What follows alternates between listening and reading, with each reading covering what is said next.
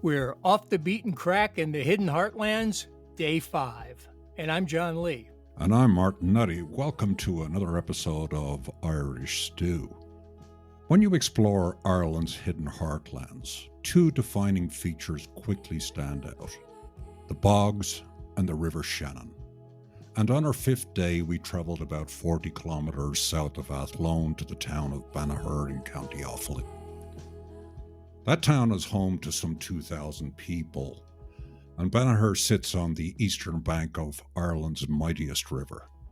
There we met historian James Scully and caught up with an old friend of John's, Mark Boylan. Together we talked history, pubs, music and horse racing, all in an effort to understand what gives life and character to the small towns that line the Shannon's banks. But before we begin, we want to thank our media partner, Irish Central, who are spreading the word on our trip to Ireland's Hidden Heartlands. For all things Irish, visit irishcentral.com. And of course, a big thank you to Tourism Ireland, who made our Off the Beaten Craic series possible. Before you travel to Ireland, you'll find a plethora of great ideas for a fabulous trip at ireland.com. And we met James Scully at Flynn's pub on Main Street in Banagher. But there was a lively post-funeral gathering underway, so we made a retreat up Main Street to the top of the town. And besides a great view, we were welcomed into the silence of the Church of St. Paul's. We huddled with James beneath a beautiful stained glass window in what proved to be our first recording in a church, but not our last. So where do you begin to feel the heartbeat of an Irish town? Sometimes it's in the place name, particularly in the Irish language. It often reveals a deeper background. But in the case of Banagher, things get a bit murky. For starters, there are 20 Banaghers in Ireland, as James explains.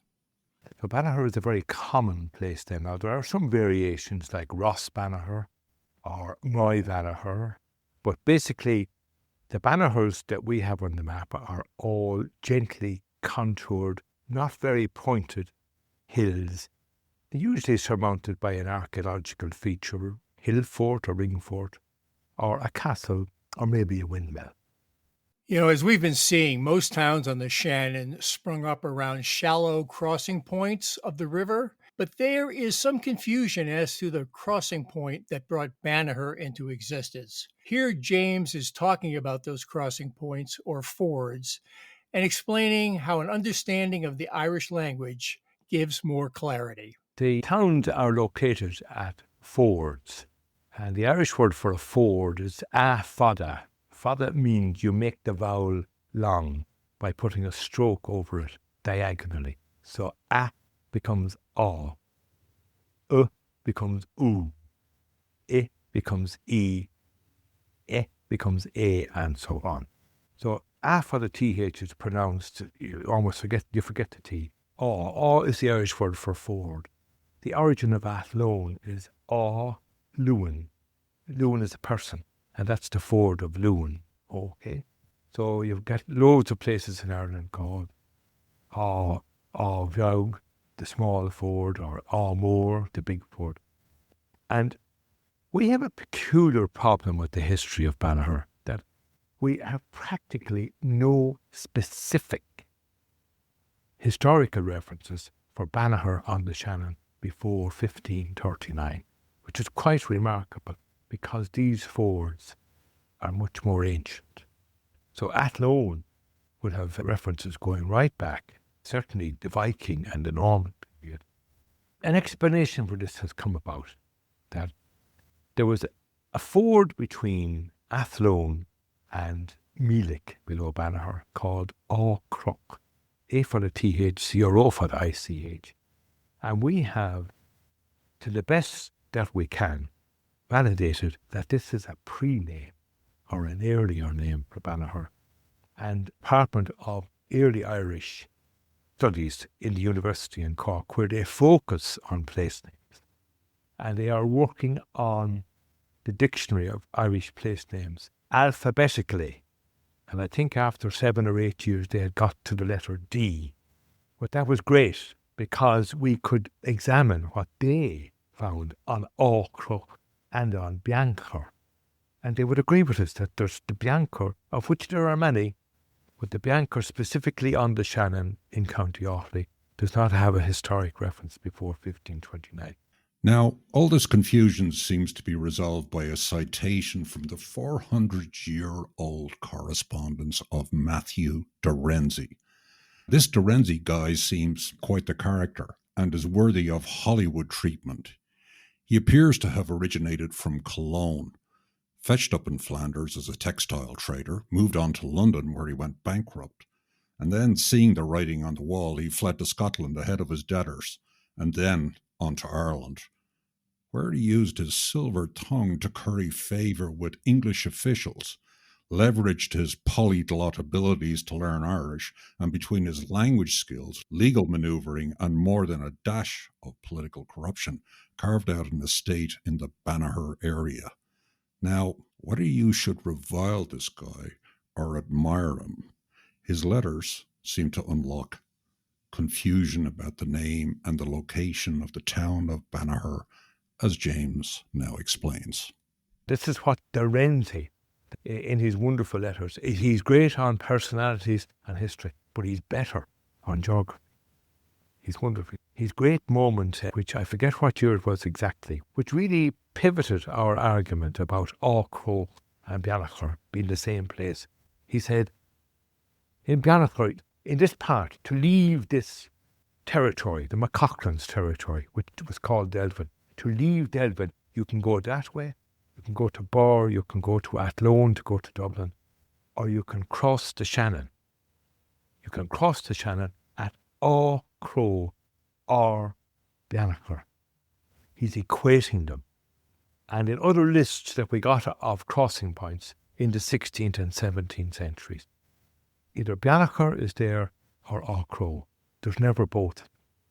Okay, so I think the authorities are accepting that Aughcroke is an earlier name for Banagher, and of course typical of the Renzi, wonderful description. You can cross the Shannon at Aughcroke at Banagher and travel all fair and hard ground to Galway, 30 mile distant. Just to interject here, you'll hear James talk about eskers, and a clarification is in order. Eskers are raised ridges made up mostly of gravel left behind after the Ice Age when glaciers retreated from Ireland. These ridges sat up slightly above the surrounding landscape and became pathways across much of ancient Ireland. I don't know if you're familiar with the word eskers. Eskers were left by the Ice Age, and when you cross the ford of Banagher, you are actually in Esker. You're in Esker, that's what it's called. And that Esker goes all the way to Ercourt, very sinuously, snake-like. And so I said, why don't they improve that road? People said, straighten out the road. I said, they can't. It was laid down in the Ice Age. And that's it. These were the ancient roadways, and hence Clonmacnoise, at one of the crossroads of Ireland, the Escariada, coming right into the monastic site. And you were on the river then for going roughly north to south, and the Eskers go from Dundalk down towards Limerick. Okay, with the name of the town resolved and something of its deeper history understood, we move on to the old saying, that beats Banagher, which also happens to be the name of James's most recent book. I asked him about the origin of that old phrase. Now, one of the great surprises we got in our research, this is all dating to 1787 and possibly months or a bit of a year afterwards. In 1785, a dictionary of the English tongue came out. This is a dictionary of the vulgar tongue by Francis Groth, who collected the sauciest of dirtiest phrases. Right? You can have a look at them there. I think one of them is a Ballam Rankum. Ballam Rankum was a dance in which only prostitutes would partake, usually in their skin and other things like that. He has all these wonderful phrases. It's still being published, but the phrase that beats Banagher was not in it. But there was a similar phrase, he beats Banagher. And Banagher Gross describes as a person who engages in minstrelsy or something like that. And he's Irish. So then in the gazettes, at the end of the 18th and early 19th century, you have this confusion. Is Banagher or Banagher a place or a person? Okay. And we think somewhere around 1780 and afterwards that he beats Banagher is extended to become the phrase, well, that beats Banagher and Banagher beats the devil, relating to political corruption. Now, it manages to survive the Act of Union. Okay, so you now have a phrase literally about parliamentary Ireland, although the Parliament is gone. But who comes to the rescue with regard to the phrase? Daniel O'Connell.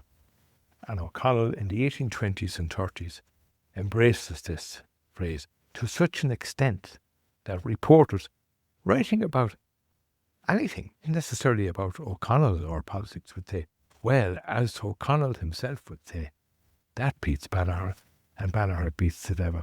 And I have this wonderful image of one of O'Connell's mass meetings at Tara or Clontarf or in Clifton, where you have hundreds of thousands of people and there's no amplification. So what has been spoken has to be relayed back, and these phrases are being repeated and trickling over a square mile of ground covered with people. And somebody said, well, what did he say?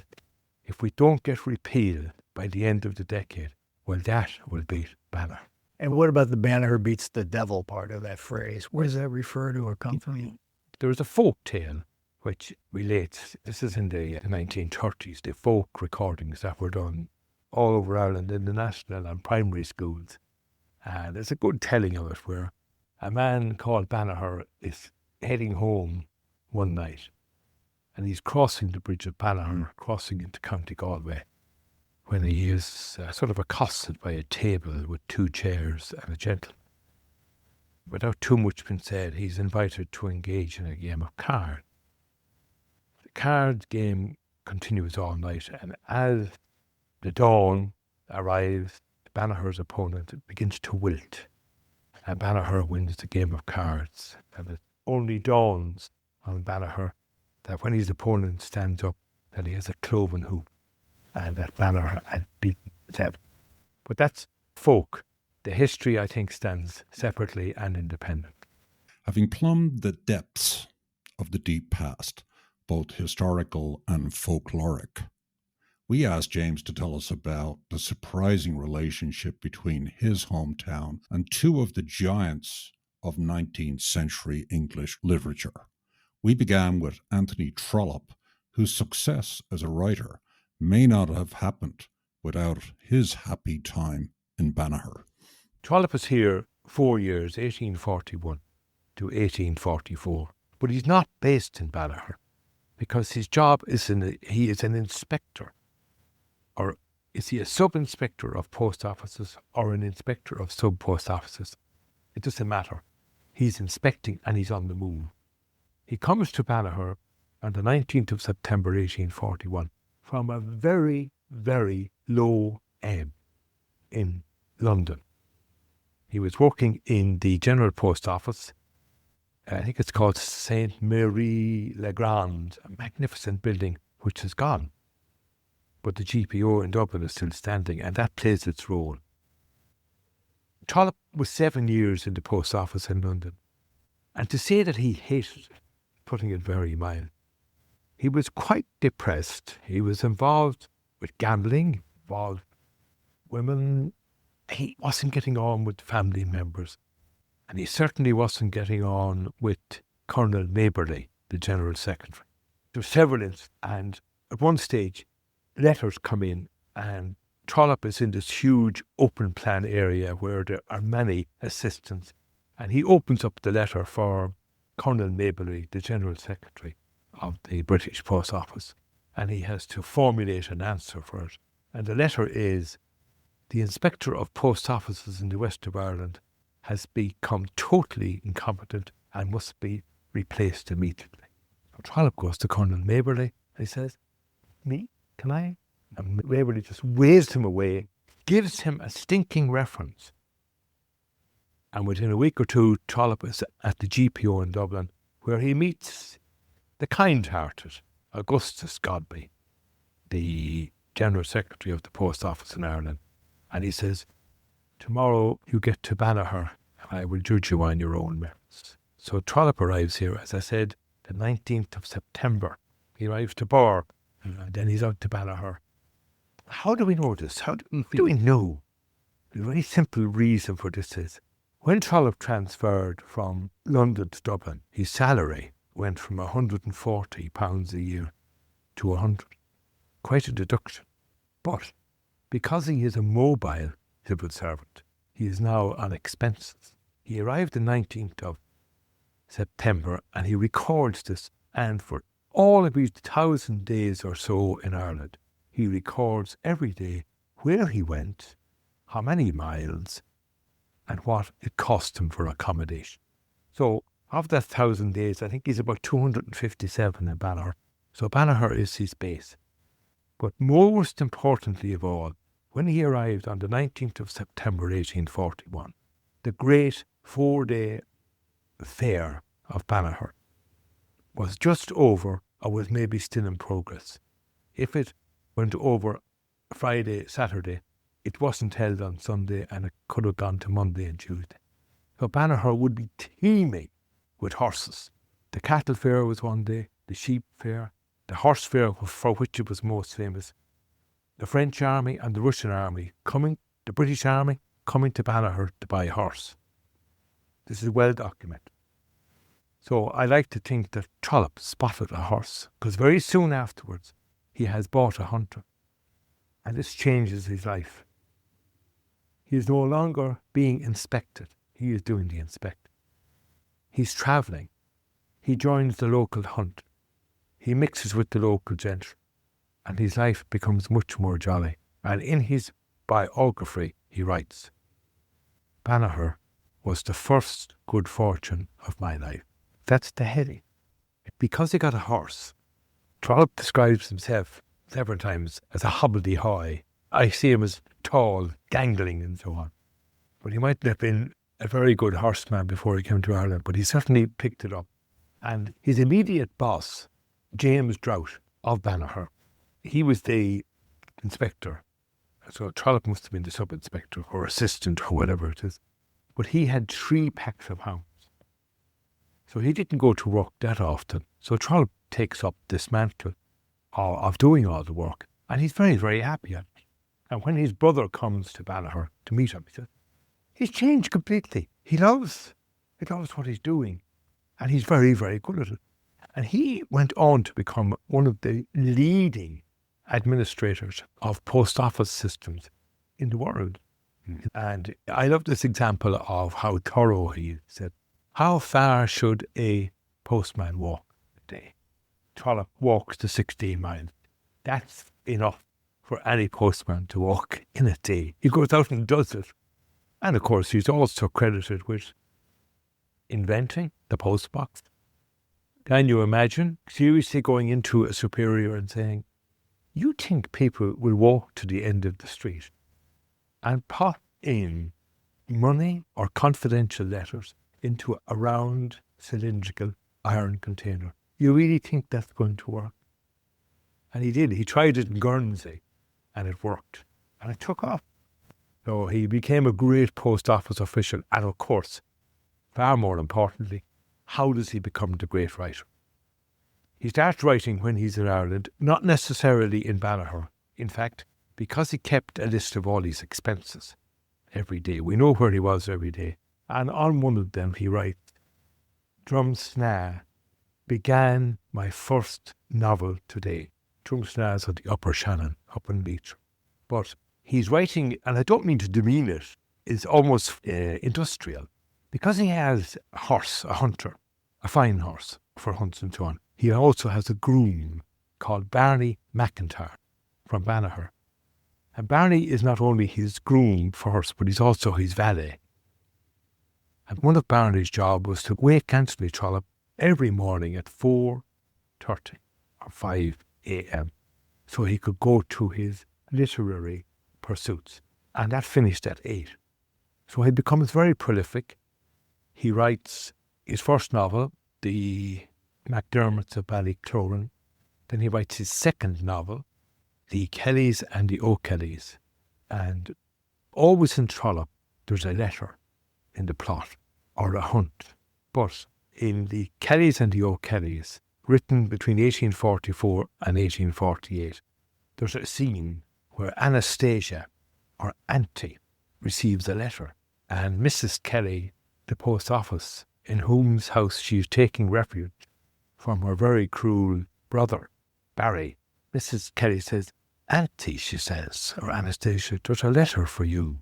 And why would you not be opening it? That sort of Irish idiom. For why would you not be opening it? And she's afraid to open it. And she does. And she's aghast. And Mrs. Kelly said, what is it? What did he say? And she gives it to her. And her two daughters and her son Martin are overlooking her shoulders and reading the letter. And Mrs. Kelly says, conspiracy! He's accusing us of conspiracy.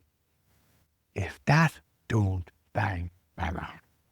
And the word was a huge word in Ireland in 1844, because at the beginning of that novel, Martin Kelly is in Dublin trying to get in through the mobs at the Four Courts, because Daniel O'Connell is up on a charge of conspiracy.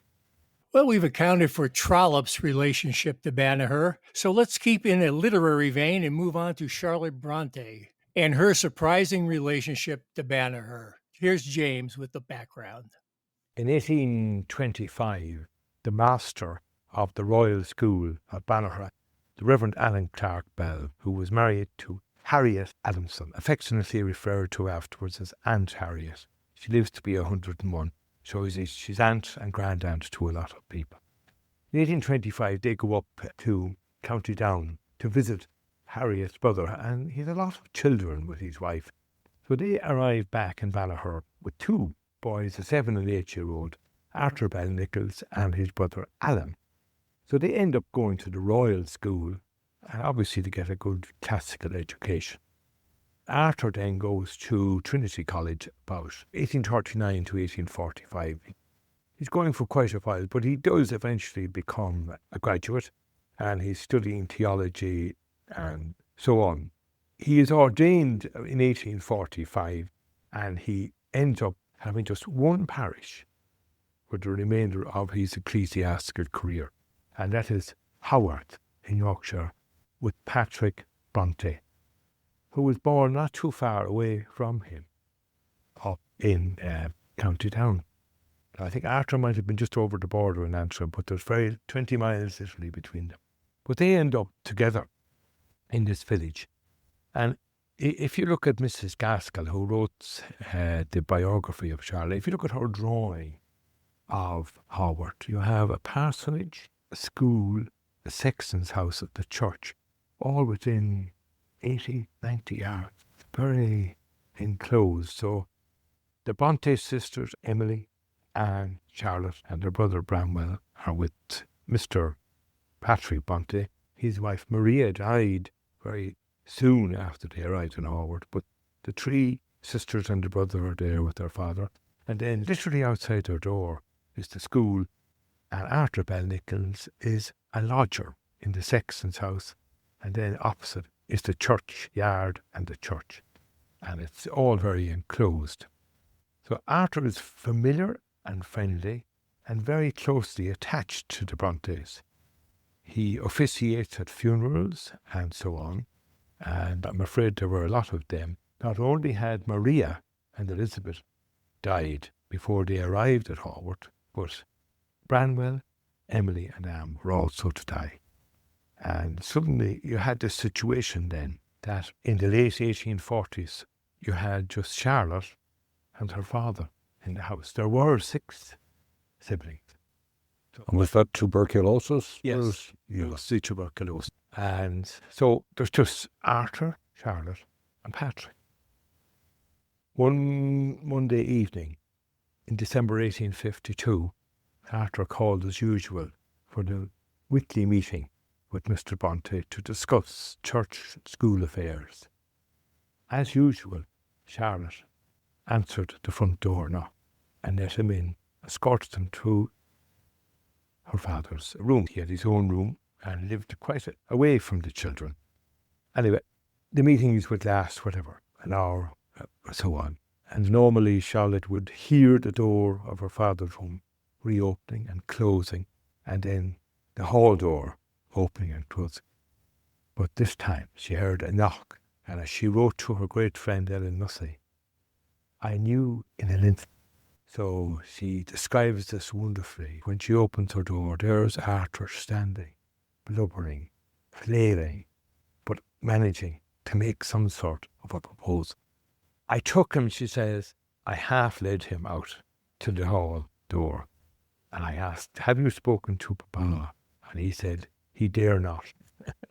Charlotte did, and Mr. Bronte just exploded into an apoplexy of anger and rage, with the veins on his forehead blazing up like whipcord.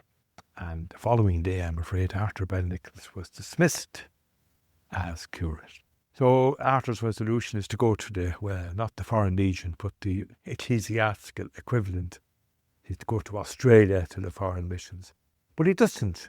Time slips by. He writes 5 or 6 letters to Charlotte, eventually getting a reply, and eventually they begin to meet. What's that lovely word? Clandestinely on the moors. And eventually Mr. Bronte's opposition is overcome, and eventually they're married at the end of June 1854. So they have the full month of July for their honeymoon in Wales and in Ireland. And that's when Charlotte Bronte comes to Banagher. And she was very impressed.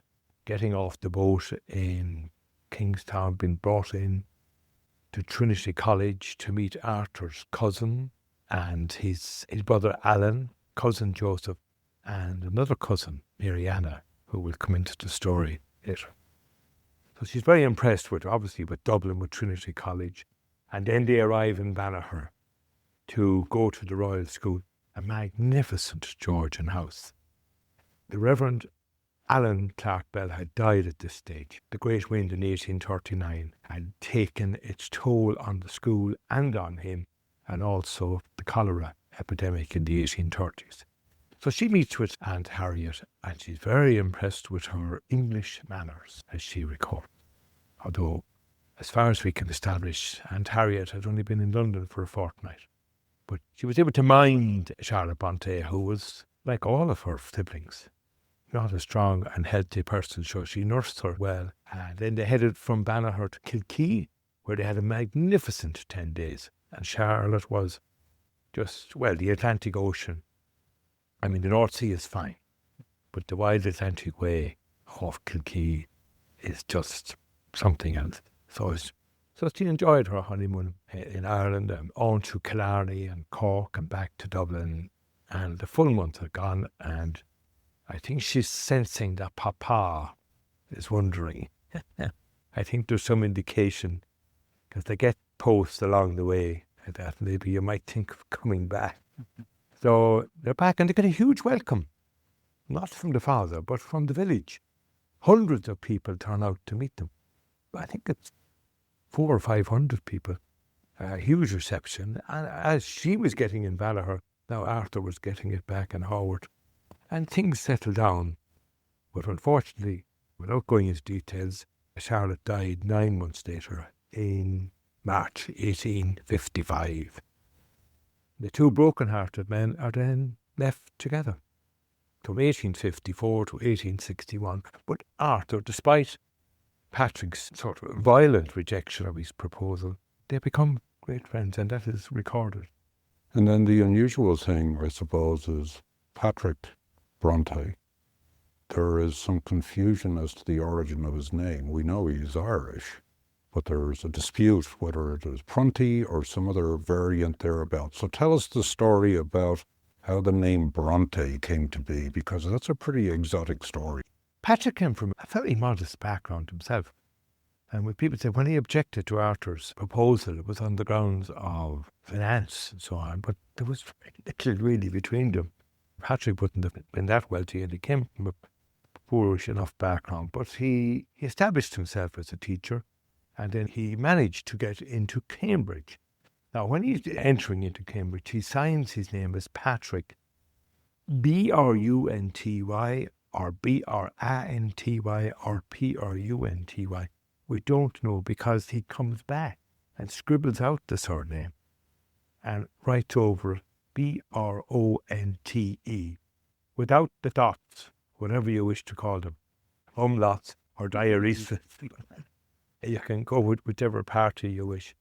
Why Bronte? Well, you see, at that time, Lord Nelson had prevented a siege or an attack on Sicily by the French or the Spanish, I'm not too sure, and in reward for which he was made the Duke of Bronte.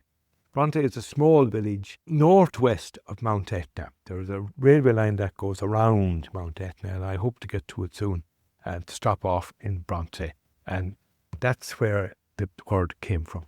And Bronte today, of course, is famous for its pistachios.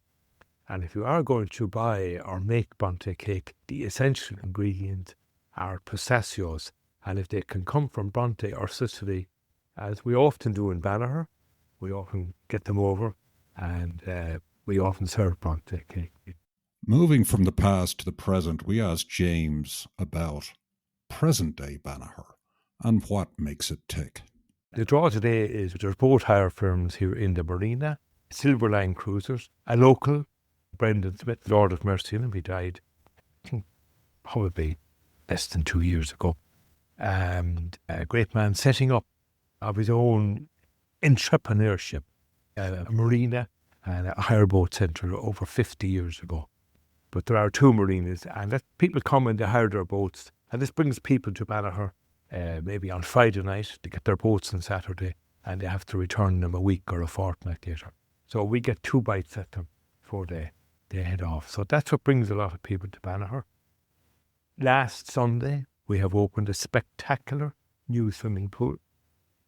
Banagher is famous, I'd say, for several things, but industry, it is famous for its concrete, building stadia in Liverpool and London, and it also has a wonderful firm called Marine and Coastal, who build floating jetties. And it was that enterprise, the new swimming pool in Banagher was built. Literally, you can see the site, the industrial site, from the river bank. So it was all produced locally, and they've been doing this in marinas internationally for 20 years now or more, and it's great to have that. I walked around it just this morning, see the new transparent bubble that you can go into, and the lovely seating that's on it, the wheelchair access and so on, and it's very sturdy. It had 2 predecessors which weren't quite as sturdy, but this is a magnificent feature, and it will prove an even greater draw. But people come for the river. They come for the local pubs, Hocks and Flynn's, Corrigan's and Nines. They come for the music. I'd like to think that they come for the minstrelsy, maybe the original version of He-Beat Banagher, this idea of a minstrelsy about the town. Maybe mention the music scene here. We know there's a pub right across from where we met you that's famous. Oh yeah, Johnny Hocks, been run by Gerard, Michael and Sheila. His parents are still there. When you walk into a Hocks pub, if there isn't music, and most times there are, day or night, and if there isn't music, there's magnificent art, because Sheila is a wonderful portrait artist. So you're walking into an art gallery. You're walking into a wonderfully bohemian pub, and the art is all over the place. So going right up from when Sheila came to town 50 years ago, I would say. She was here before myself. And even at an early stage, she took to doing portraits of locals, like Van Gogh did. And you have these characters. There's the postman and the various characters that would have visited the pub. And they're all there. And Michael himself, and the family, the big family, they often appear in them. And they are artists in their own right, and actors, and singers, and musicians. So it's a very gifted family. And Flynn's has its own gifts too, great food, and Sean Corrigan, a great place for the Bronte Society in Banagher, and for music, and the same with Simon Lyons. Lyons' family, a great traditional family that had 3 pubs in the town, and now Simon and Mary are continuing that tradition. Now, after all that talking, it was time to say goodbye to the serenity of St. Paul's Church. A big thank you to the Reverend John McGinty, who was kind enough to let us use his church as a recording studio. Our conversation took place beneath a stained glass window dedicated to Arthur Bell Nichols and his family. We'll post a picture of that beautiful window along with our next destination, JJ Hawks, on the episode page, which you can find at irishstewpodcast.com. Now, over to John, who will set the scene at JJ Hawks. Well, Martin, we started the day in the pub. We absolved our sins in church, and now we're back at a pub. And it's one of the most well-known pubs in the area, J.J. Hawks Singing Pub, a draw for trad music fans, including tourists who dock their Shannon River cruisers down the road. It's run by Ger Hawk, who Irish Central called the most creative publican in Ireland. High praise indeed. And we're there to meet David and Mark Boylan, who I got to know when the whole Boylan family was flown to Kentucky in 2011. So then 14-year-old Mark could sing his Breeders' Cup song before 80,000 fans at Churchill Downs gathered for the big championship race meet. Mark may be all grown up, but he hasn't outgrown his love for the horses and is now a journalist covering the racing scene for the Irish Field. And he's really the reason we came to Banagher. We're in JJ Hawks, a singing pub, and it's something a little bit special if you've never been or if you are in Ireland and get the chance to come away from the cities. I'd very much recommend getting the chance to do it. For all that I'm biased as a Banagher man, but it's special. It's very old-fashioned, old style. There's art all over the wall, but when there's music takes off here in the evening, you don't want to leave. And I'm told that the pints flow quite well here too, but it's very much bucked the trend as a place in Ireland. Rurally, pubs have been in decline with numbers, and I suppose culturally it's just changing, but this place is completely bucked the trend. They are every weekend. Busloads, John, are coming here, and it's incredible. People, I'm 27, and the amount of people that come here and they tell me, "You're from Banagher, you're at for JJ Hawks, we'd kill for somewhere like that." It's just an atmosphere you can guarantee every weekend, and I'm not a promoter for the pub, but it's genuinely refreshing to come somewhere that has such life in it, but also maintains close to tradition. And you could walk by the place without knowing. It's a great classic Irish pub exterior, but you don't really sense something special's going on here. Yeah, exactly. But the charm is when you come in the door, there's an old style handle when you come in. It's not flash, but there's so much tradition built in. You walk in and we're sitting down really low, the old style carpets. Your lights at your tables are a bottle here with a candle in it lighting, and that'll be your guide for the night. No, it's really cool. And the old style piano, a lady that used to teach me in school, the teacher, Theresa Mann, she's passed away in recent years, but you could come in here any night and have her tunes reverberating around, and a bit of magic still lingers around, and the music has kept it different. They've made such an effort, and I have to say, we're lucky as a town to have this place, that it brings life to the place. As a locality, I very much appreciate it, and they've made a great effort to continue playing music here. And the traditional music, I think we're very lucky at the moment to have a real revival in interest in Irish music and Irish language, and I think it's a really strong place at the moment, and having places like this around, it does invigorate the life in it. On this Irish stew off the Beaten Craic in the Hidden Heartlands, basing ourselves in Athlone, radiating out from there. And the first day we were there, we were down by the river, and we ran into some German guys who had rented a boat down here in Banagher, and they were sailing up the river, and they're having the time of their life. And they'll be back here in Banagher, and we looked at the marina when we first got here today on the Shannon, and you must get an international crowd wandering off the boats and coming in here as well. Very much so. Now, I would say when my dad was growing up, he would tell you couldn't walk down the road without a German coming up to you saying, "Where's the directions to this pub, that pub?" It's not quite as much these days, but I'd say in the summer it definitely takes off. And we're very lucky this year. We've managed to have a lot of redevelopment down by the Shannon area, and it's a beautiful place. I like my swimming in the Shannon. I try and get there maybe 2 or 3 times a week and try and get in there. Yeah, I love it. And we heard there was a fantastic new swimming pool. This is it. You don't have to go in the Shannon. Well, the swimming pool is the Shannon. Yeah. It's an outdoor structure, but we are in the river. You're looking at the bridge. You're in touching distance of the bridge, and it's very cool. And they've fundraised really hard as a community to make that happen, and they've got help with the European Union for a grant. But it's very nice. If you get a chance to look at it now online, you'll get to see it. But I think especially during the summer it'll be appreciated. But that has a resource here as well for the town. There's so many people are embedded nearly in the river, having it here, and a group chat on WhatsApp for 7 a.m. every morning. You'll hear anyone for a swim. 9 o'clock at night, nearly in the summer, anyone for a swim. Middle of the day, it's great to have that. Now we have a facility to match it, but you roll off the river into a pub like this, and there is an international when you do get off those boats. People do enjoy seeing something different, because I don't think you'll find this type of pub everywhere. And the music, you just come here on a Sunday, but it's start around 3 o'clock, 4 o'clock, still be rocking until closing time. No, that's a Sunday. It wouldn't be booming for us here. Saturday the very same, and Friday the same, and midweek during the summer there'll be music every night. And yeah, but as a town, we're really, I think it's built around the river, but this place kind of naturally comes off of It it. must really add life to the center of the town and bring in new people, new faces, a point of pride. Let's just mention how it is that the two of us know each other. There's a bit of a generation gap here, right?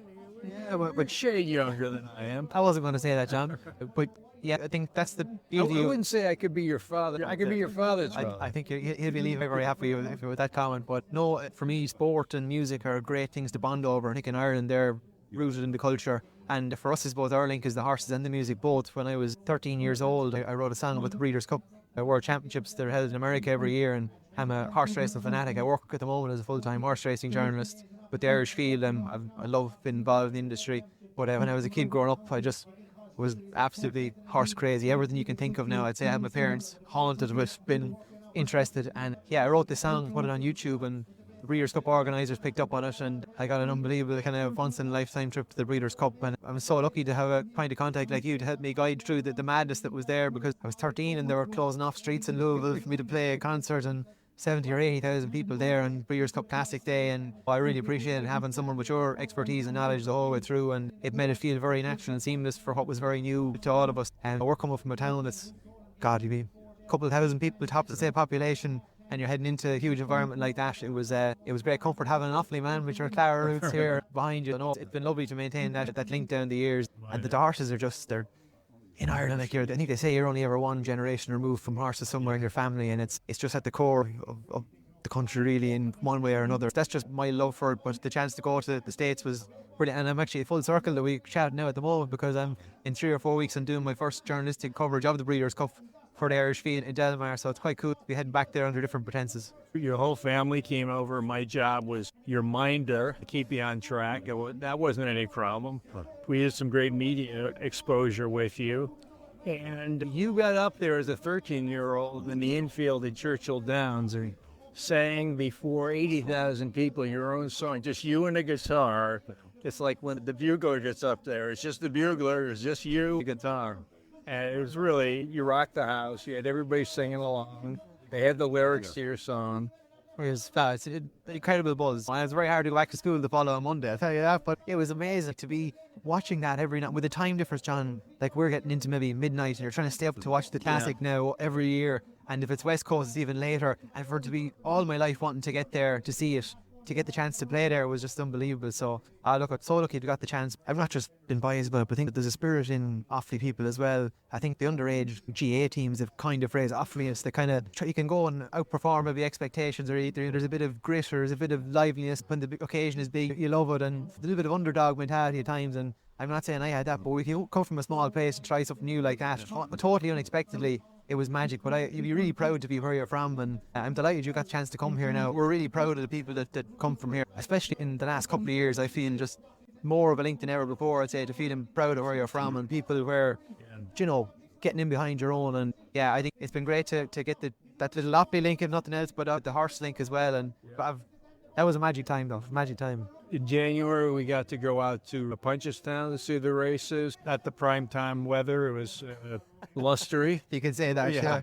But great time, and great to see the races there. And you're going to have a great time at Del Mar. I've never been. A little bit warmer, I'm told. Yeah, it's a paradise. I'm going to hook you up with my friend Felix Taverna, and he'll probably try to get you on his radio show.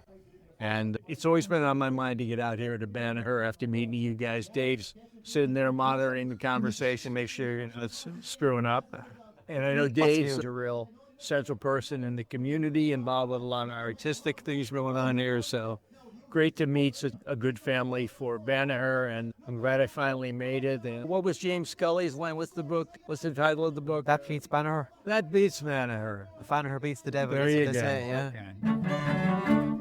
Well, a great day at Banagher, and a big thank you, of course, to James Scully and Mark and Dave Boylan for their hospitality. It's a wonderful way to spend a day.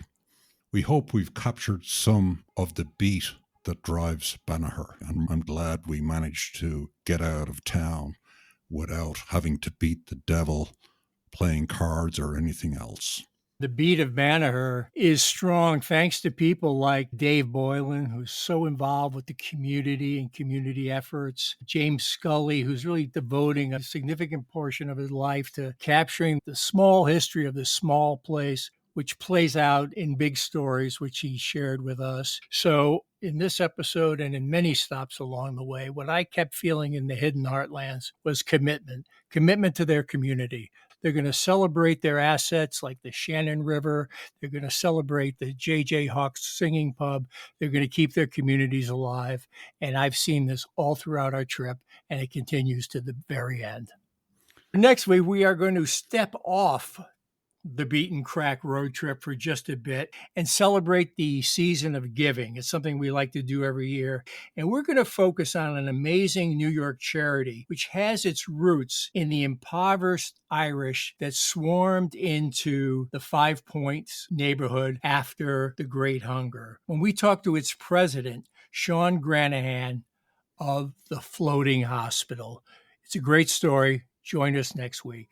And do remember to visit irishstewpodcast.com. You'll find the episode page for this episode along with some pictures, and make sure you sign up for our newsletter. You can find it all at irishstewpodcast.com. And so until the next time, this has been Martin Nutty and John Lee.